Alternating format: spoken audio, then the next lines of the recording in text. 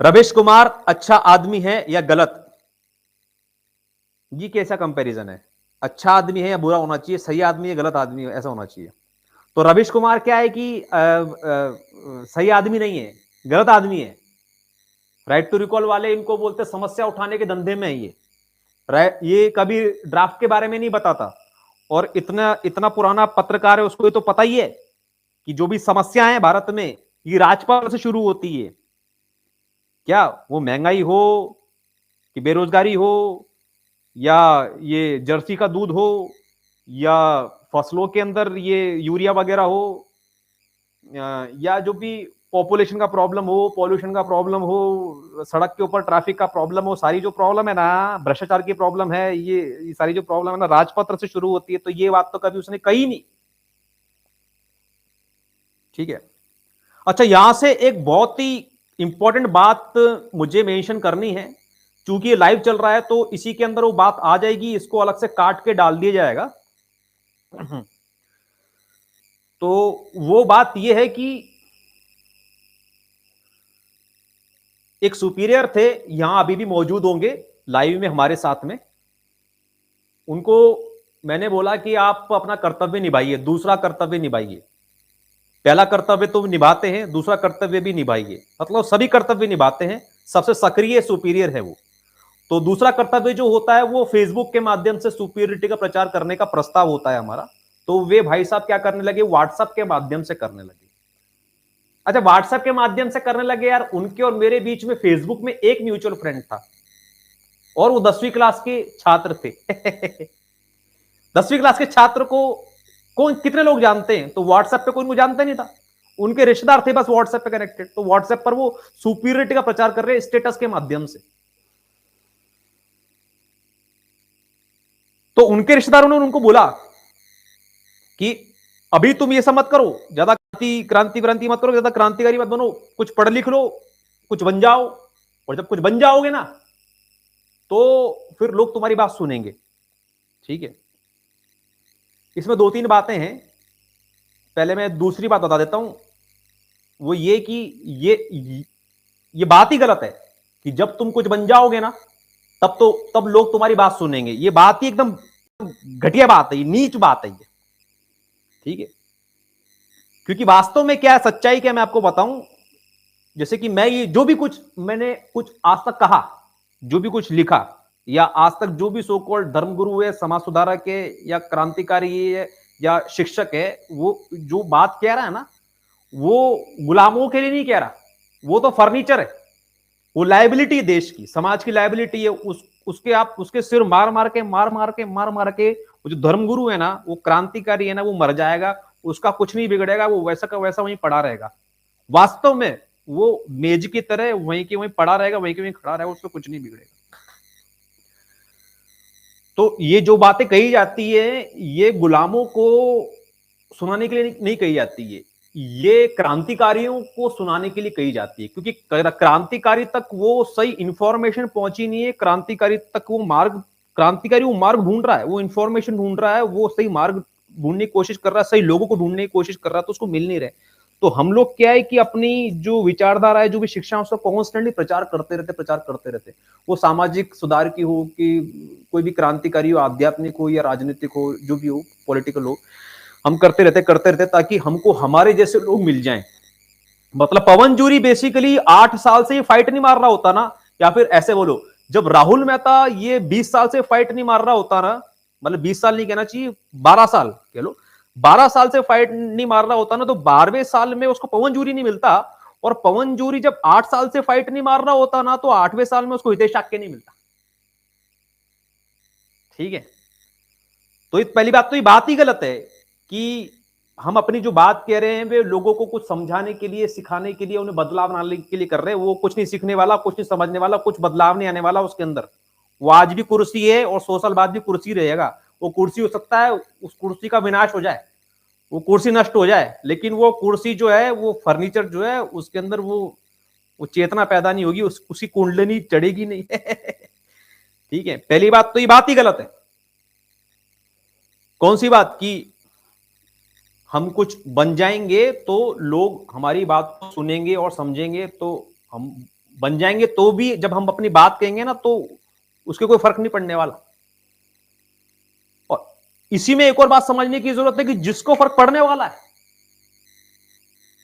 वो कभी चेक करेगा ही नहीं,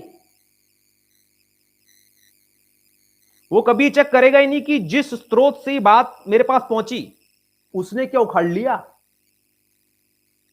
क्या मतलब, जब पहली बार मैं ओशो को जानने लगा तो उसकी सारी बातें मैं जानने लगा, सीधे सीधे मैं अपनी बातों से अपनी थिंकिंग से उसकी बातों को मैच करने लगा, खुश होने लगा अंदर ही अंदर और कुछ कुछ नई नई बातें सीखने लगा। मैंने ज्यादा फाइट मारी ही नहीं, किसने अपने जिंदगी में क्या उखाड़ लिया।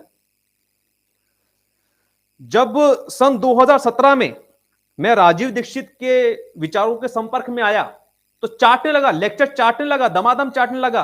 मेरे दिमाग में कभी आया नहीं कि इसने क्या उखाड़ लिया, कि वास्तव में IIT है कि नहीं, इसकी डिग्री है कि नहीं, कौन सी, कोई फर्जी आदमी तो नहीं, इसने कहां से पास किया, पास भी किया कि नहीं, क्या कोई जॉब वॉब लगी, मैं उसको पढ़ा ही नहीं।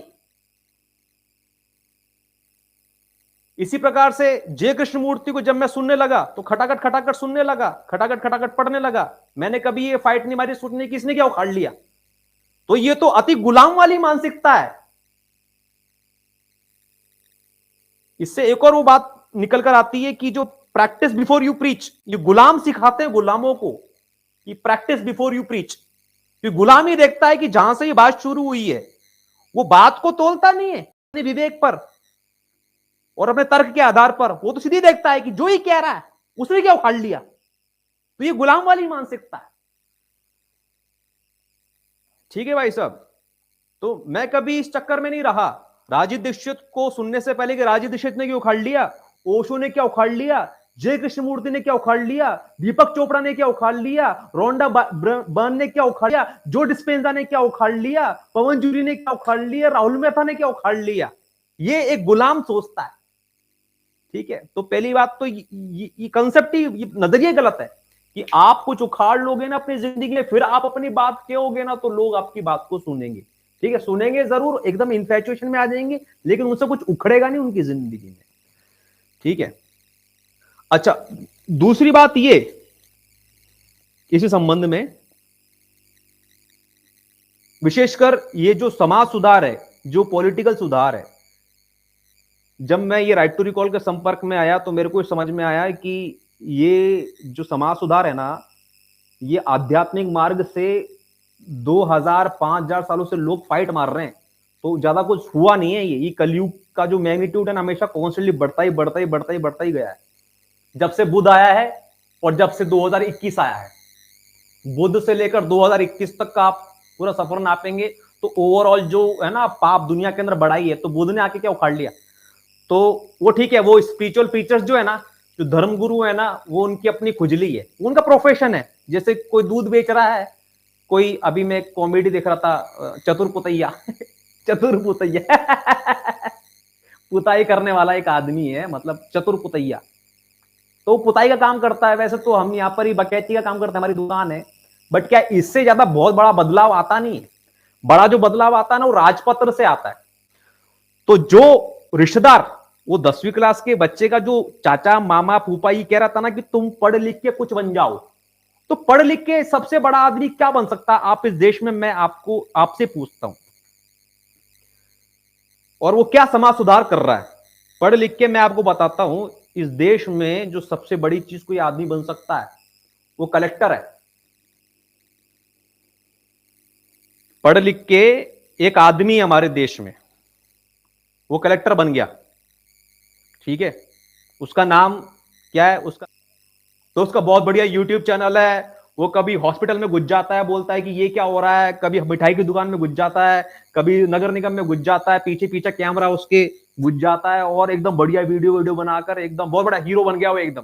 ठीक है, और वो वाला एग्जाम्पल सेट करने की कोशिश कर रहा है जो इसका मामा कह रहा था कि तुम कुछ बन जाओगे ना, फिर तुम कुछ कहोगे ना तो लोग सुनेंगे। ठीक है, तो वो कुछ बन गया, पढ़ लिख के बहुत कुछ बन गया वो। तो अब क्या बता रहा है वो, ये सब कर रहा है वो कि देखो मैं कितना बढ़िया कलेक्टर हूं, मैं कितना जागरूक कलेक्टर हूं, कितना सक्रिय कलेक्टर हूं, और मैं कैसे जनता के बीच में रहता हूं, जनता की समस्या को सुनता हूं, ये करता हूं वो करता हूं। मैं आपको बताता हूं भाई साहब, सबसे बड़ा राज, सबसे बड़ी काम की बात तो वो बता ही नहीं रहा। और वो ऐसी बात नहीं है कि उसको पता नहीं उसके उससे छुपी हुई है, एकदम उसकी जिंदगी की सबसे प्राथमिक चीज है वो, जो दुनिया को बता ही नहीं रहा। वो ये कि जो कलेक्टर है वो चलता राजपत्र के अनुसार है। मुख्यमंत्री जो राजपत्र में लिखेगा, कलेक्टर को उसकी पालना करनी है।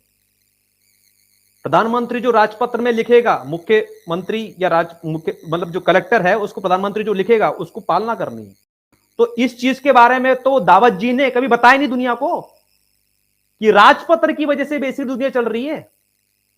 और तुम बेसिकली लोकशाही है ना, तो तुम बेसिकली असली मालिक हो इस देश के। तो तुम मुख्यमंत्री को बोलो, तुम मुख्यमंत्री को बोल सकते हो, किसी भी माध्यम से बोल सकते हो, ट्वीट के माध्यम से या खुद आके या पोस्ट कार्ड के माध्यम से कि राजपत्र में ये छापो, राजपत्र के अंदर जो भी वोट वापसी कानून छापो, राजपत्र के अंदर ये जूरी कोर्ट कानून छापो, ये जो भी तुम्हारी मांगे हैं, मतलब राजपत्र में एक बार वो चीज लिख दी जाए ना तो फिर वो पूरे जिले के अंदर तुरंत लागू हो जाती है। ये बात तो दुनिया को उससे छुपा रहा, दुनिया को कभी कह ही नहीं रहा है। और क्यों नहीं कह रहा है वो? मतलब उसकी क्या इच्छा नहीं है? मतलब वो ऑब्वियसली उसकी इंटेंशन तो होगी यदि वो अच्छा आदमी है, और आई बिलीव वो अच्छा आदमी है, बट वो क्यों नहीं कह रहा है? क्योंकि आता नहीं है ना। मतलब अरे यार, मतलब वही जो उसने एलिजिबिलिटी गिनाई उसके चाचा ने कि तुम कुछ बन जाओगे तो तुम्हारी बात लोग सुनेंगे, तो वो बन गया ना। अब वो बन गया तो उसके पास वो अधिकार नहीं है ना सत्य कहने का, अभिव्यक्ति का अधिकार नहीं है ना। ठीक है, तो ये सारी जो बातें मैंने कही ये उस प्रश्न के संबंध में कही जब ये किसी ने पूछा रविश कुमार कैसा आदमी है। ठीक है, तो ये सब टाइम पास आदमी है, ये राजपत्र की बात करते नहीं है, लॉ ड्राफ्ट की बात करते नहीं है। ठीक है, 30 मिनट की बात हुई थी, 40 मिनट पार कर गए, 1-2 मिनट में हम इसको खत्म करते हैं, कोई लंबी बात नहीं छेड़ेंगे। 55 people are watching. I'm extremely thankful to all of you who are watching.